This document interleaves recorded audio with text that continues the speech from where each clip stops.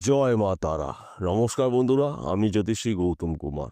আজকের আলোচনার মূল বিষয় এই ৫টি রাশির জাতক বা জাতিকারা ২৩শে ফেব্রুয়ারি রবিবার থেকে জীবনে আসবে বড়সড় পরিবর্তন। কেননা রাহুর গোচরে এই ৫ রাশির স্বপ্নগুলো পূর্ণ হতে চলেছে।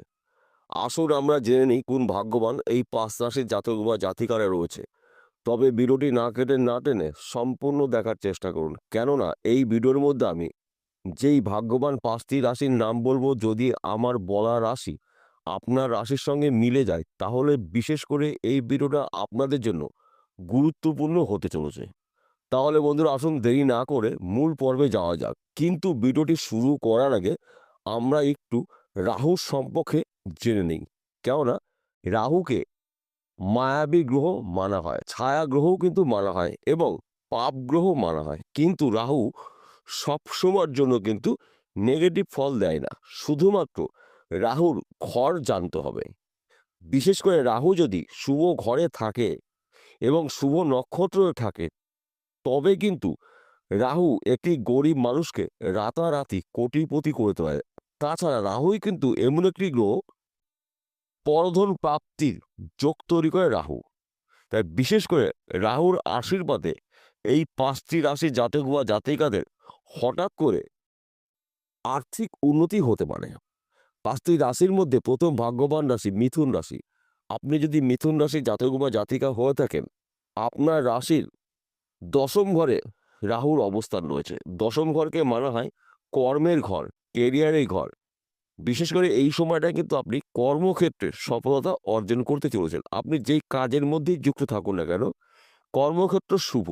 তাছাড়া এই সময়টা কিন্তু পরিশ্রম অনুসারে আর্থিক উন্নতি বেশি করতে চলেছেন। কেন রাহু রয়েছে দশম ঘরে কর্মভাবে। তাই এই সময়টা কিন্তু আপনার হঠাৎ করে আর্থিক উন্নতি হতে পারে।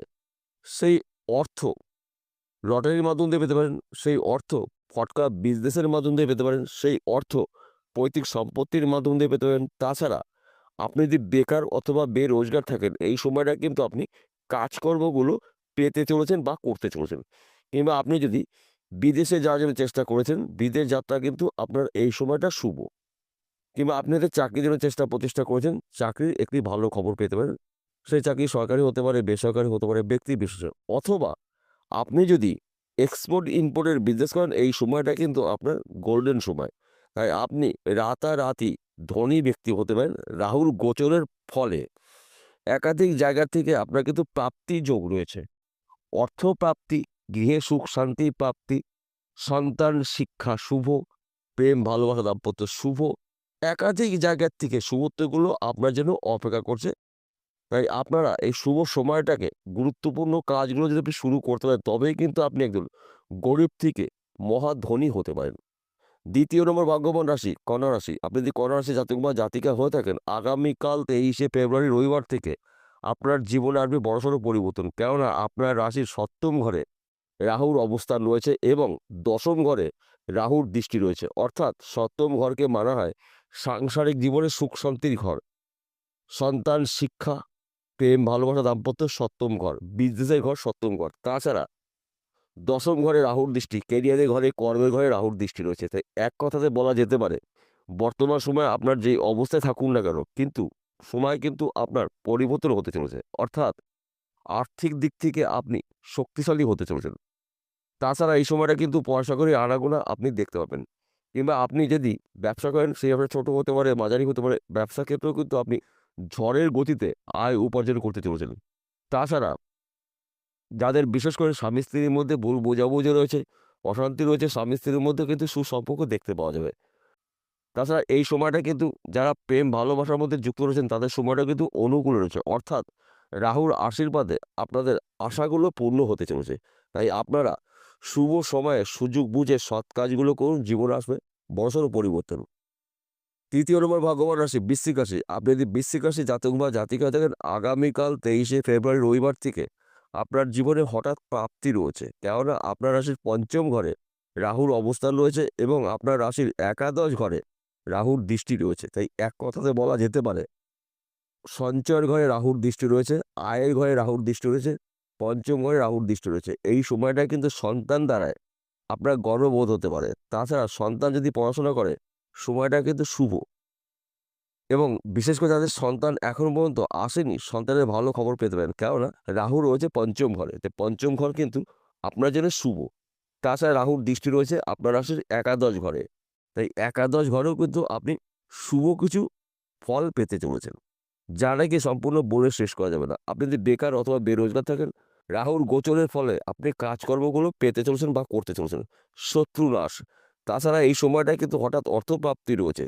আপনি যদি ফটকা বিজনেসে যুক্ত থাকেন, এই সময়টা কিন্তু ফটকা বিজনেস আপনার শুভ। কিংবা আপনি যদি এক্সপোর্ট ইম্পোর্টের বিজনেস করেন, এই সময়টা কিন্তু আপনার অনুকূল রয়েছে। তাছাড়া আপনি যদি বেকার অথবা বেরোজগার থাকেন, রাহুর গোচরের প্রভাবে কাজকর্মগুলো পেতে চলেছেন বা করতে চলেছেন। একাধিক জায়গা থেকে আপনার জন্য লাভজনক কিছু ঘটনা ঘটবে। কিন্তু চেষ্টা আপনাকে চালিয়ে যেতে হবে।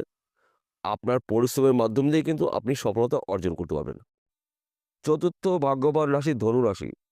আপনি যদি ধনু রাশির জাতক বা জাতিকা হয়ে থাকেন, 23শে ফেব্রুয়ারি রবিবার থেকে আপনার জীবনে হঠাৎ করে অর্থ প্রাপ্তি রয়েছে। কেননা আপনার রাশির চতুর্থ ঘরে রাহুর অবস্থান এবং আপনার রাশির দশম ঘরে রাহুর দৃষ্টি রয়েছে। অর্থাৎ কেরিয়ারের ঘরে, কর্মের ঘরে রাহুর দৃষ্টি মানে কিন্তু শুভ।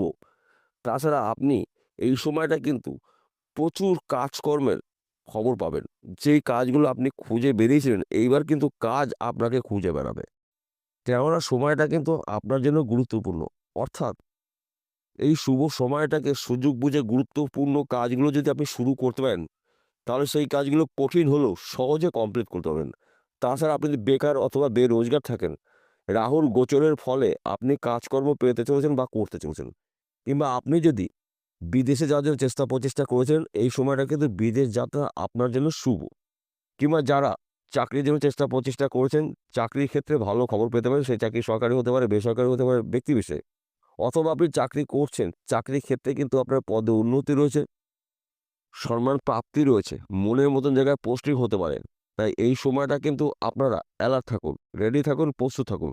শুভ সময়টাকে সুযোগ বুঝে গুরুত্বপূর্ণ কাজগুলো আপনি শুরু যদি করতে পারেন, তবেই কিন্তু আপনি একজন গরিব থেকে ধনী ব্যক্তি হতে পারেন। পঞ্চম নম্বর ভাগ্যবান রাশি মীন রাশি। আপনি যদি মীন রাশির জাতক বা জাতিকা হয়ে থাকেন, আপনার রাশির প্রথম ঘরে রাহুর অবস্থান, অর্থাৎ লগ্নভাবে রাহু রয়েছে এবং আপনার রাশির নবম ঘরে রাহুর দৃষ্টি রয়েছে ভাগ্যর ভাবে। তাই এক কথাতে বলা যেতে পারে আপনার শরীর মন ভালো থাকবে। তাছাড়া বিদেশ যাত্রা শুভ, গৃহে সুখ শান্তি সমৃদ্ধি প্রবেশ করবে, সন্তান শিক্ষা শুভ। বর্তমান সময়ে যারা প্রেম ভালোবাসার মধ্যে যুক্ত রয়েছেন, তাদের সময়টাও কিন্তু অনুকূল রয়েছে। অর্থাৎ চতুর্দিক থেকে আপনি শুভ খবরগুলো পেতে চলেছেন, শুধুমাত্র সময়ের অপেক্ষা। তাছাড়া এই সময়টা কিন্তু আপনারা গুরুত্বপূর্ণ কাজগুলো শুরু করতে পারেন। কারণ রাহু রয়েছে শুভ অবস্থায়। রাহুর শুভ অবস্থায় থাকাকালীন কিন্তু আপনার জীবনে নানা দিক থেকে পরিবর্তন হতে পারে। কিন্তু চেষ্টা আপনাকে করতে হবে, কর্ম আপনাকে কিন্তু করতে হবে। উন্নতি হবে কিন্তু আপনার হাত ধরে।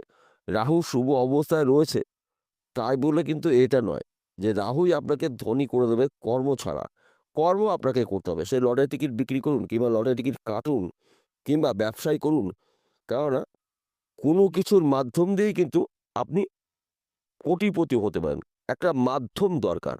তাই এই সময়টা কিন্তু চতুর্দিক থেকে পয়সা কড়ির আনাগোনা আপনি দেখতে পাবেন বা বুঝতে পারবেন। এইবার আমি এই ৫ টি রাশির জাতক বা জাতিকাদের একসঙ্গে ২ টি বিষয়ে আলোচনা করব। বিশেষ করে আজকের আলোচনা কিন্তু সার্বিক রাশিফল। এই ৫ টি রাশির জাতক বা জাতিকারা পৃথিবীতে লাখ, লাখ কোটি, কোটি রয়েছে। সবার জন্যই কিন্তু একই ফলাফল নাও হতে পারে। কেননা আপনার জন্মকুণ্ডলী যদি রাহু অশুভ অবস্থায় থাকে, তাহলে কিন্তু আমার কথাগুলো মিলবে না। আর যখনই মিলবে না, তখনই কিন্তু আপনি জ্যোতিষ সম্পর্কে ভুল ধারণা আপনার মধ্যে আসতে পারে। তাই প্রথম কাজ আপনার জন্মকুণ্ডলী অভিজ্ঞ জ্যোতিষীদের বিচার করে নিন। বিষয়টা পরিষ্কার হলো। নমস্কার বন্ধুরা, আবার দেখা হবে।